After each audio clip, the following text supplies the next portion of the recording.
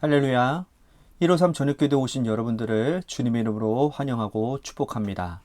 오늘도 귀하고 복된 이 저녁 시간 하나님께서 우리 가운데 일하시고 또 응답하심의 역사가 일어나게 될 줄로 믿습니다. 먼저 하나님의 말씀 보도록 합니다.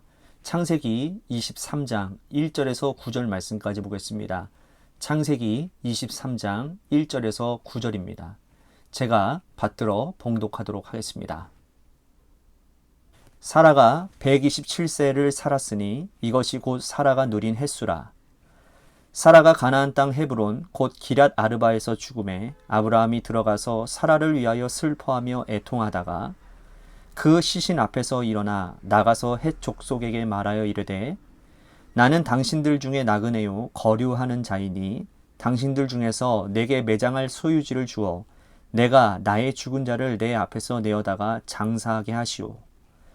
헷 족속이 아브라함에게 대답하여 이르되 내 주여 들으소서. 당신은 우리 가운데 있는 하나님이 세우신 지도자이시니 우리 묘실 중에서 좋은 것을 택하여 당신의 죽은 자를 장사하소서.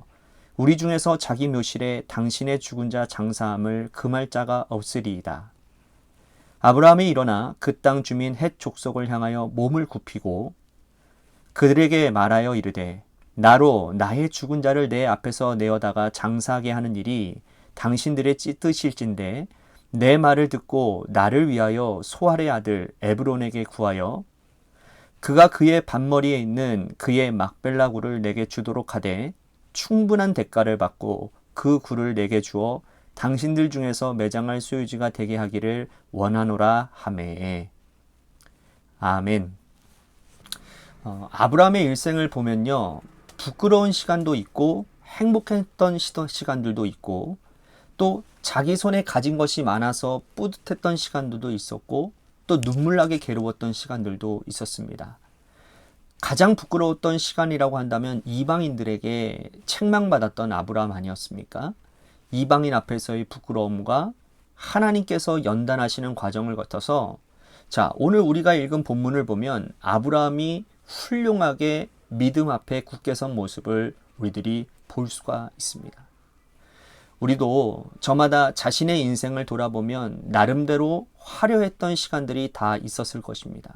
그런데 성경은 각 사람들의 인생을 조명하면서 가장 화려하고 아름다운 시간들을 이 이방인들의 입을 통하여서 그리고 믿지 않는 사람들과의 대비적인 그런 관계를 통해서 보여주고 있다는 거죠. 자, 아브라함의 일생에서 가장 빛나고 아름다운 순간이 바로 오늘 읽은 23장의 말씀입니다. 본문은 127세를 살았던 사라의 죽음으로 시작을 합니다. 아브라함이 75세, 사라가 65세에 하나님의 부르심을 받아서 갈대아 우르를 떠나 하란을 거쳐서 가나안 땅으로 들어왔어요. 65세에 와서 127세가 될 때까지 62년을 아브라함과 함께 그 땅에서 해로하고 어려웠던 시간을 보내다가 이제 하나님의 부르심 앞에 그가 불리움을 받았습니다.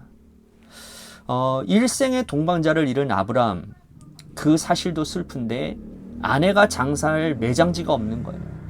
이 매장지를 얻고자 해서 이웃 헷 족속에게 찾아갑니다.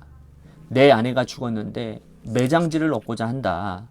그때 아브라함에게 헷 족속이 하는 말이 뭐냐 하면 우리 가운데 있는 당신은 하나님이 세우신 지도자입니다. 라고 이렇게 얘기를 합니다. 이방인들이 하는 말이에요. 당신은 우리 가운데 하나님이 세우신 지도자입니다. 자, 성경은 아브라함의 모습을 아주 세세하게 기록하고 있지는 않지만 이방인들에게 두 번이나 크게 책망받은 이후에 그의 삶이 조금씩 변화되어졌음을 우리는 미루어 짐작할 수 있는 것이죠. 특별히 두 번째 실수한 이후 아비멜렉에 다녀온 후에 그는 완전히 달라진 인생을 주변 사람들에게 보여준 것 같습니다. 그래서 헷 족속이 당신이 우리 앞에 선 것은 하나님의 지도자입니다. 라고 이렇게 말을 하지 않습니까? 이방인을 통해서 그들이 지도자라고 지금 인정을 하고 있다는 거예요. 이것은 결코 그냥 시간만 지나서 되는 일이 아닙니다. 아브라함이 그 땅에서 와서 산 지 62년, 62년의 이주생활 가운데서 하나님 믿는 사람으로서 본을 보여주었고 그의 삶을 통해서 하나님의 역사가 나타나고 주변 사람들과 함께 나누고 살려고 했던 그의 모습을 보고 이방인들이 고백하는 말이라는 것이죠. 자, 해족석은 이어서 뭐라고 나가느냐? 우리 중에 어떠한 땅이든지 당신이 원하는 땅을 지정하십시오. 그리고 당신이 어떤 땅을 지정했을 때 우리가 그 땅을 금할 사람이 아무도 없을 것입니다. 염려하지 말고 그 땅을 택해 주십시오. 이쯤 되면 여러분들 같으면 어떻게 하시겠습니까? 저 같으면요. 감사 땡큐 하죠. 알겠습니다. 그러면 제가 정하도록 하겠습니다. 그렇게 얘기했을 텐데 아브라함은 그렇게 하지 않아요. 오히려 자기 모습을 더 낮추는 모습을 볼 수가 있습니다. 오늘 우리가 읽은 9절 말씀 보도록 하겠습니다. 그가 그의 밭머리에 있는 그의 막벨라 굴을 내게 주도록 하되 충분한 대가를 받고 그 굴을 내게 주어 당신들 중에서 매장할 소유지가 되게 하기를 원하노라 하매. 자, 막벨라 굴은 아브라함의 가족 묘지예요. 막벨라 굴이 어느 한 밭 안에 속해 있는 굴입니다. 그런데 밭머리에 있는 이 막벨라 굴을 달라고 하는 거예요. 자, 밭머리라고 하는 것은요, 사람들의 출입이 잦은 곳입니다. 입구가 있으니까 넓은 밭 입구가 있어서 많은 사람들이 오가고 사람들의 발길이 많이 닿는 곳이에요. 그래서 매장지로서는 그렇게 적합하지 않은 곳입니다. 사람들의 발길이 자주 오가는 곳, 그러면 도굴의 위험성도 굉장히 많겠죠. 그러니 좋지 않은 매장지란 말이에요. 구석 한적한 곳에 매장지를 택하려고 할 텐데 아브라함은 밭머리가 있는 막벨라 굴을 지금 달라고 하고 있어요. 그리고 그냥 달라 하지 않고 있습니다. 충분한 대가를 주고자 한다라는 거예요. 많은 돈을 제대로 주고 밭머리가 있는 막벨라 굴을 얻고자 했다라는 겁니다. 여러분, 이것은요, 믿지 않는 사람들에게 낯선 이야기예요. 이상한 이야기입니다.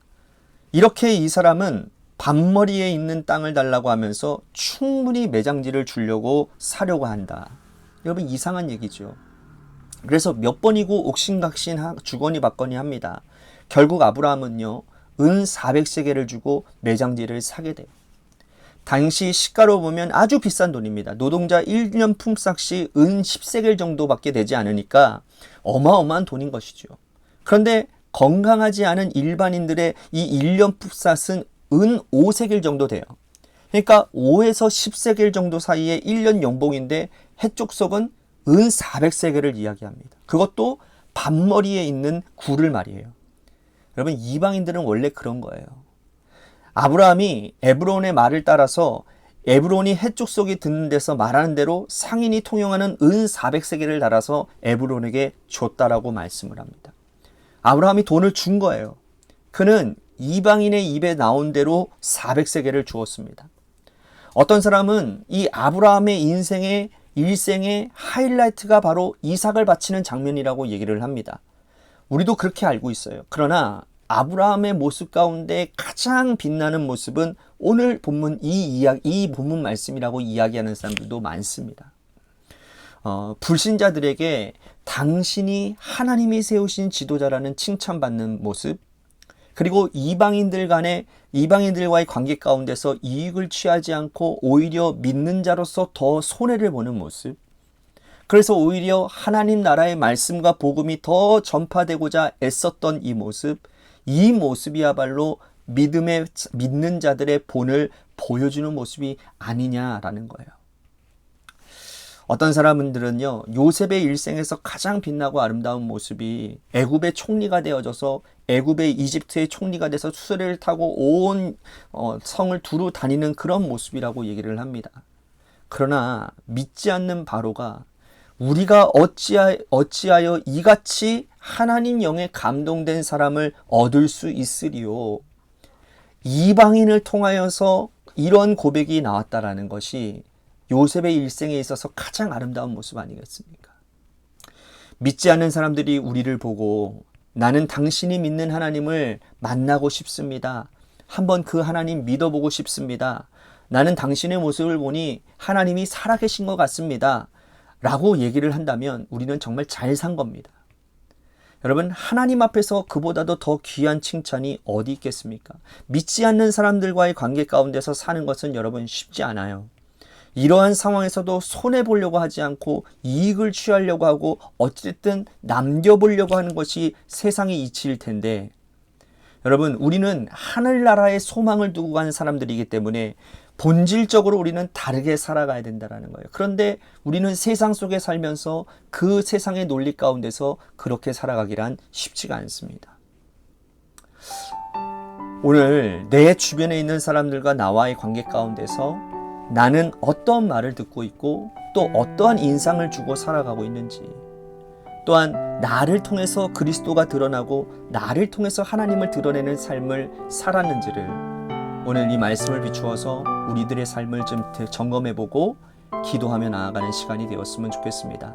또 한 가지, 이 나라와 이 민족, 우리 관악교회를 위해서 여러분 간절히 기도해 주시고요.